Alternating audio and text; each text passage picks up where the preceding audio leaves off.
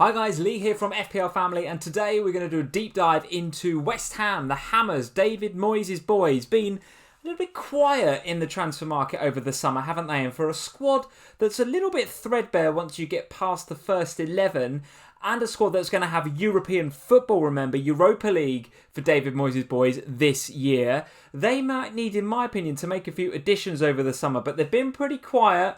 Let's see how I think that's going to affect their FPL performances and their FPL statistics for next year. Let's start with the fixtures then for the Hammers. So game weeks 1 to 4 versus game weeks 5 to 9. And I've split it that way, guys, because from game week 5 onwards, that's when the schedule starts getting very difficult for West Ham. I say difficult, what I really mean is congested, because they're going to be playing a lot of teams in the Europa League. That competition is going to start. We know that the League Cup is going to start as well. So assuming they get through in the first few rounds of the League Cup, all of a sudden they're going to be into that very regular playing twice a week rhythm that a lot of the bigger teams are used to. The Manchester United, Man City, Liverpool, all of those teams are used to playing in that twice a week rhythm. But West Ham are not. They've got into the Europa League qualifiers a couple of times over the last few years from what I can remember, but I don't think they've ever made it through those qualifiers and into the Europa League proper.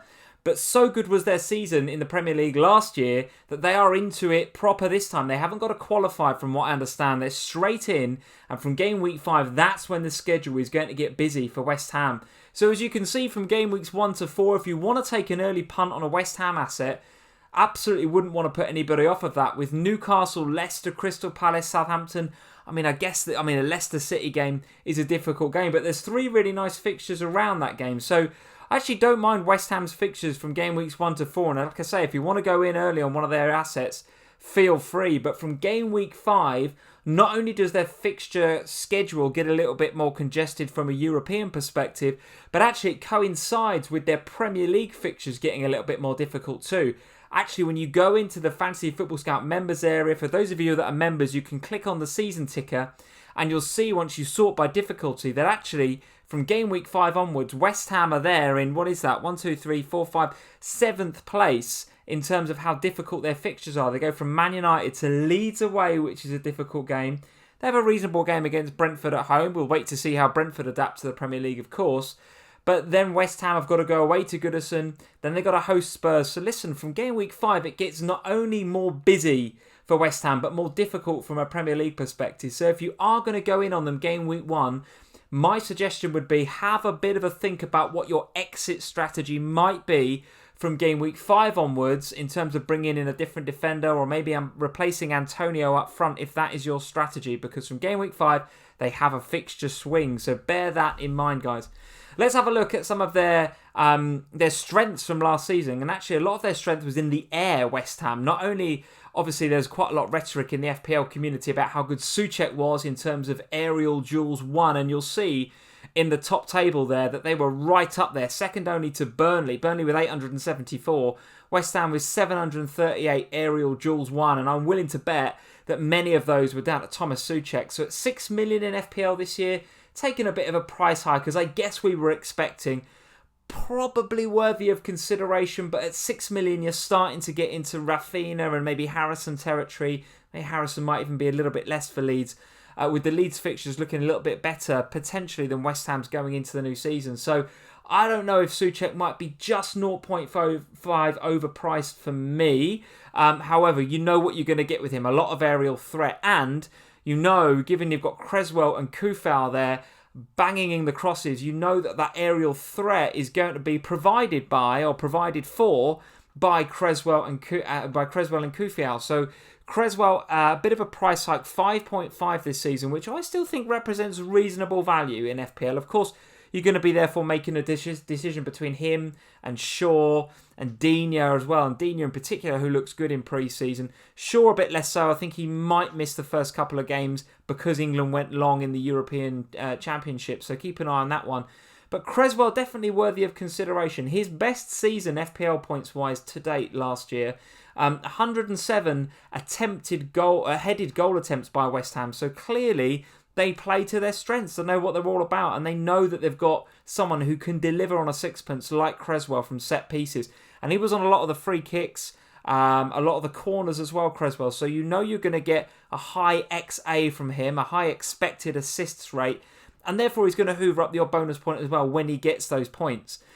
Top for headed goals alongside Liverpool as well. So again, that's just another stat that demonstrates to you that actually West Ham know what they're about. They're about getting the ball in the box from set pieces, or actually also from open play, as it suggests in the table at the bottom there. West Ham top for open play crosses, 120, which is more than the likes of Liverpool in there, 112. And a lot of the other top teams, West Ham like to get that ball in that box early and try and find the likes of Souček and try and find the likes of Antonio. Now, Creswell coming in at 5.5. There's a decision to make there between some of the other 5.5 defenders in that bracket. But Kufal coming in at 5.0, absolutely worthy of consideration. When you compare him to Creswell and you take the set pieces and the corners out of it from a Creswell perspective, Kufal more than holds his own. So at 5.0, Kufal could be one to have a look at for your game week 1 drafts, but be aware of that fixture turn, like I mentioned in game week 5, and you might want to think about an exit plan to another 5.0 or a 4.5 from Kufal as soon as you hit game week 5. But the first few weeks look all right for West Ham. They look all right defensively, and they look all right for Kufal. If budget's not too much of an option for you, spend the extra 0.5, I would suggest, and go Creswell, because you've got that potential upside from set pieces. But West Ham do like to get crosses into the box from open play as well, and a lot of that comes from Vladimir Kufal, so keep your eye on him for game week 1. Let's have another look at a popular FPL asset that's been popular for us for a few years now. Mikel Antonio up front at 7.5, I think, represents reasonable value. Now, obviously, the usual rhetoric around Mikel Antonio is going to come out here, which is, can he stay fit? Particularly with that schedule, guys. You know, from game week 5, the Europa League kicks in, and I'm not convinced that West Ham have got a strong enough, a deep enough squad to really go long in that competition as well as they did in the Premier League last season. I really hope it wasn't a one-off for Moyes' boys last year, but like I say, haven't really reinforced yet in the summer. If anything, they've lost Jesse Lingard back to Manchester United. Let's see whether they can get him back, because that 10 to 12 game run that Lingard went on towards the second half of last season was stuff of a legend, frankly, in FPL, and he was in absolutely everybody's team. Elsewhere in that midfield, the points are kind of shared around. So if you're going to look at West Ham, it's the defenders that I mentioned before, or Antonio, a real fox in the box. Shots from the 6-yard, well, from within the 6-yard box, he was second only to Dominic Calvert-Lewin last year. So when they do get those crosses into the box from open play via Creswell and Kufal, if they can't get that effort on target, then the likes of Souček, etc., get that. Maybe they get the header, the goalkeeper saves it, maybe they win that first ball, and it maybe falls to the likes of Antonio, whose anticipation is very, very good. He's in that 6-yard box, waiting for the knockdown, looking for the second ball, and as you can see, his stats in that 6-yard box shot statistic, better than Kane, Firmino, his teammate Souček, the likes of Watkins, who everybody's talking about coming into the new season. But Antonio, definitely not one to be overlooked. As I said before, keep an eye on that fixture swing. If you want to go in on Antonio early doors, game weeks 1 to 4, let's see how his fitness looks coming into the new season. Let's see then from game week 5 whether he can do 2 games a week. I'm going to go out on a limb and suggest, sorry Hammers fans, I'm not sure whether Antonio's hamstrings are going to put up with 2 games a week. So it remains to be seen which of those 2 competitions, if any, Moyes prioritises. Does he go with his main man Antonio up front in the Europa League? Maybe doesn't play him quite so much in the Premier League, which would be bad for us in FPL. But if it's the other way around, then maybe it's good for us in FPL. I don't know. Elsewhere, have a look at Jarrod Bowen as well. Been really, really good in pre-season. Obviously being linked with a move away. I've seen him being linked with Liverpool and others over the last few weeks. But a real sparkling couple of performances in pre-season for Jarrod Bowen. So he looks to be hitting the ground running. So as a bit of a differential, not seeing him in too many drafts coming into game week 1. So a lot of Kufals, a few Creswells, a lot of Antonios, not too many Jarrod Bowens. So have a look at him too. There we go, guys. That's West Ham in a nutshell. Let's see whether David Moyes' boys can keep up the form that they showed from last season, particularly when Europe kicks in. And let's see whether Antonio's hamstrings can make it through that 2-game-a-week scenario. I'm not sure, guys. Let me know in the comments below. Are you having any West Ham players in game week 1? And what's your plan? What are you going to do with them from game week 5 when that fixture difficulty rating, as you saw, really swings out of favour of West Ham. What's your exit plan, guys? Let me know in the comments below.